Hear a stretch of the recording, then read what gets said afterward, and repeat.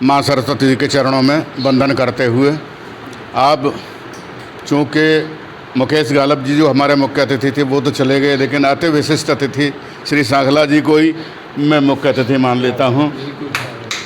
और हमारे वयोवृद्ध रचनाकार आदरणीय भगवत सिंह मयंक जी, आज के कृतिकार राजपूत जी, और जिनकी रचनाओं को मैं बहुत ज़्यादा पसंद करता हूँ, गीतकार आदरणीय प्रेम शास्त्री जी, जिन्होंने कर्मयोगी साहित्य सेवा संस्थान के कार्यक्रमों को सफल बनाने के लिए मेरा हर लेवल पर, हर स्तर पर साथ दिया। मैं इनको कैसे भूल सकता हूँ जो है, इनके बिना तो मैं अधूरा हूँ जो है। आदरणीय विवेक शास्त्री जी, वो मिश्रा जी, और आज का बढ़िया संचालन कर रहे श्रीमान कमलेश कमल जी। और किसी कार्यक्रम में एक ऐसे व्यक्ति जब वो आ जाते हैं तो उस कार्यक्रम में फुलझड़ियाँ छूटने लगती हैं। ऐसे व्यक्ति आदरणीय रामेश्वर शर्मा जी को मैं नमन करता हूँ। और मेरे अन्य साथियों आते हैं तो देखिए, जहाँ तक कालीचरण राजपूत जी की बात है तो ये एक इलेक्ट्रिकल इंजीनियर रहे हैं। इलेक्ट्रिकल इंजीनियर जिसने तारों से तारों को जुड़वाया हो, ऐसा आदमी अगर बाल साहित्य के क्षेत्र में उतरता है तो आप देखिए कि बिजली की गड़गड़ाहट या चड़चड़ाहट से जो ध्वनि निकलती है वो सीधी बाल साहित्य में परिवर्तित हो जाती है। और वो काम सफलतापूर्वक आदरणीय राजपूत जी ने किया है। तो देखिए, बाल साहित्य की जहाँ तक बात है, बाल साहित्य लिखते तो बहुत सारे लोग हैं, यहाँ भी बहुत सारे बैठे हुए हैं जो कि साहित्य अकेडमियों से सम्मानित हुए हैं। राष्ट्रीय स्तर पर CL सांखला जी और पंडित जवाहरलाल नेहरू बाल साहित्य अकेडमी से 11,000 रुपये का पुरस्कार मुझे मेरे एक कहानी संग्रह, बाल कहानी संग्रह जिसका नाम था दादी घर चलो, उस पर मिला।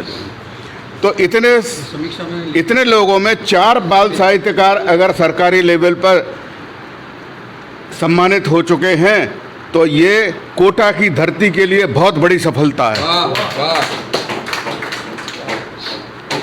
अन्यथा आप देखिए एकेडमिया में बड़ी गलाकाट प्रतियोगिता होती है।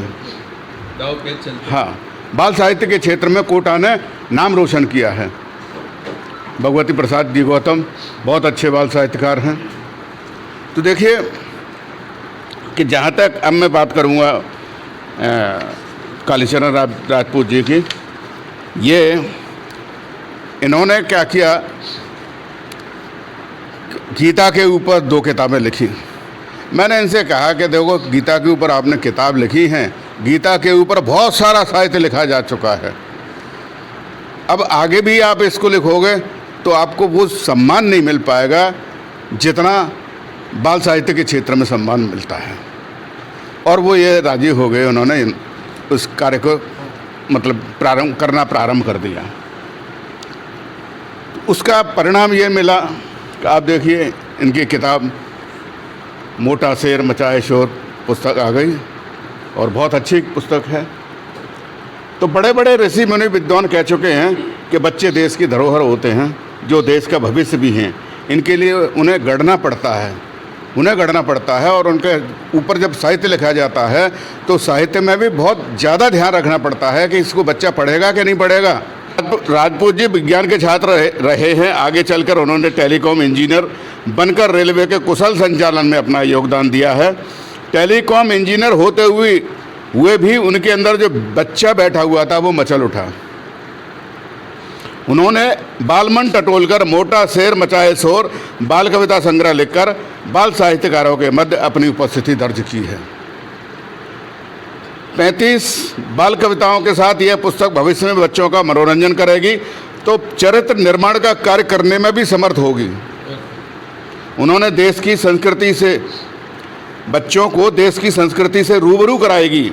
इस बाल गुलदस्ते में गेंदा फूल भी है। बाल बगीचों में गेंदा का फूल, उससे बनी हुई मालाओं का प्रयोग किया जाता है। भगवान की पूजा अर्चना करने के लिए चरणों में मस्तक पर गेंदे के पुष्पों को ही सबसे अधिक अर्पित करते हैं।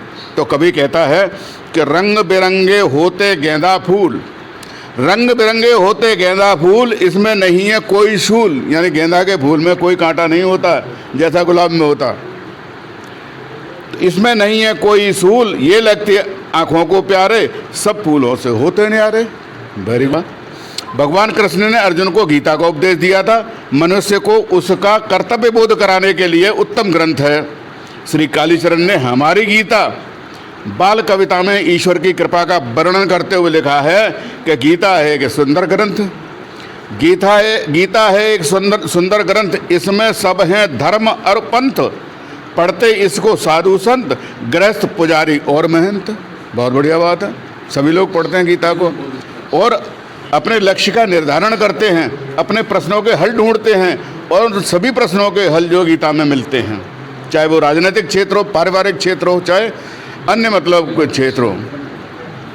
तो इसी तरह से मेरे भगवान, उनको भगवान जब गीता लिखी है तो भगवान तो याद आएंगे ही आएंगे। तो देखिए भगवान के लिए कहते हैं कि हमको उनसे मिलता ज्ञान, हमको उनसे मिलता ज्ञान, भक्तों को देते वरदान, जो भी उनकी सेवा करते बदले में मेवा फल मिलते। बहुत बढ़िया बात है। बादशाह मिलेंगे मिलेंगे, भगवान है तो देंगे देंगे। भक्त की अगर तपस्या से साधना से प्रसन्न हो जाते हैं तो वो उसको फल देते हैं, उनको वरदान देते हैं। बहुत जैसे शंकर भगवान थे, बहुत जल्दी प्रसन्न हो जाते थे, फट से वरदान दे देते थे और कभी कभी भस्मासुर उनके सामने आ जाता था। तो ऐसा भी होता है। आदरणीय राजपूत जी की किताब का विमोचन बहुत अच्छी तरह हुआ। सबने अपनी अपनी बात अच्छी तरह पेश की है, मैं इसके लिए धन्यवाद देता हूँ। और राजपूत जी से ये निवेदन करता हूँ कि आगे अब बाल कविताओं के बजाय बाल कहानियाँ लिखना शुरू करें, जो है क्षेत्र बदलें, जो है विधा बदलें, जो है हाँ, अच्छी बात है। अध्यक्ष, आज के अध्यक्ष महोदय का मैं जो बातचीत कह रहे हैं कोशिश करूंगा, मैं हर चीज़ में कोशिश किया था, कहाँ तक सफल होता हूँ वो आगे भविष्य में। तो विधा बदलें, जो है मैंने भी विधा बदली है, मैंने भी विधा बदली है। 2 कहानी संग्रह है, लेकिन अब के वैज्ञानिक बाल कहानियों के ऊपर, और मैंने मतलब यानी हमारे भारतवर्ष के जो वैज्ञानिक हैं, जिनकी वैज्ञानिक दृष्टि थी, उनको बिल्कुल भुला दिया गया। और जबकि उन्होंने शून्य तक की गणना की, मतलब 0 उन्होंने दिया। 0 देने से हमारी जो कैलकुलेशन है ना बहुत ज़्यादा सरल हो गई। और हमारे रॉकेट जो जा रहे हैं मतलब अंतरिक्ष में, वो उनको मतलब सफल बनाने में, उनकी गणना करने में, उनके स्पीड कैलकुलेट करने में बहुत आसानी हो गई। तो ऐसा मतलब शून्य हिंदुस्तान ने दिया। ऐसे बहुत सारी मतलब गणनाएं हैं। ज्योतिष की गणनाएं कितनी सटीक होती हैं, उतनी सटीक गणनाएं होते हुए भी हम उन्हें विदेशी लोग को भाव नहीं देते हैं उनको। तो मैंने इस तरह से 23 वैज्ञानिक ढूंढ निकाले हैं और उनकी जीवनियाँ पे बाल साहित्य में मतलब कन्वर्ट करके और एक पुस्तक तैयार हो रही है और वो जल्दी ही प्रकाशन में चली जाएगी।